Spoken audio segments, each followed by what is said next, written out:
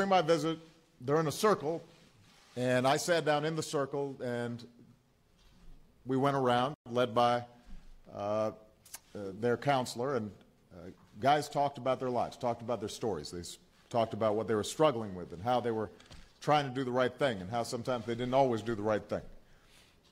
And when it was my turn, I explained to them that when I was their age, I was a lot like them. I didn't have a dad in the house. And I was angry about it, even though I didn't necessarily realize it at the time. I made bad choices. I got high without always thinking about the harm that it could do. I didn't always take school as seriously as I should have. I made excuses. Sometimes I sold myself short. And I remember when I was saying this, Christian, you may remember this, after I was finished, the guy sitting next to me said, "Are you talking about you?" I said, "Yeah."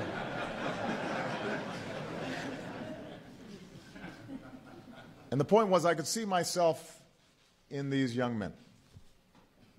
And the only difference is that I grew up in an environment that was a little bit more forgiving. So when I made a mistake, the consequences were not as severe. And this is an issue of national importance. It's as important as any issue that I work on.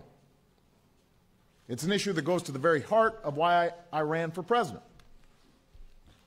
Because if America stands for anything, it stands for the idea of opportunity for everybody. The notion that no matter who you are or where you came from or the circumstances into which you are born, if you work hard, if you take responsibility, then you can make it in this country. And by almost every measure, the group that is facing some of the most severe challenges in the 21st century in this country are boys and young men of color. Now, to say this is not to deny the enormous strides we've made in closing the opportunity gaps that marred our history for so long. My presence is a testimony to that progress.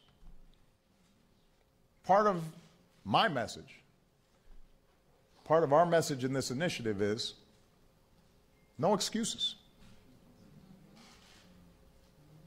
And government and private sector and philanthropy and all the faith communities, we all have a responsibility to help provide you the tools you need. We've got to help you knock down some of the barriers that you experience. That's what we're here for. But you've got responsibilities too. And I know you can meet the challenge, many of you already are, if you make the effort. It may be hard, but you will have to reject the cynicism that says the circumstances of your birth or society's lingering injustices necessarily define you and your future.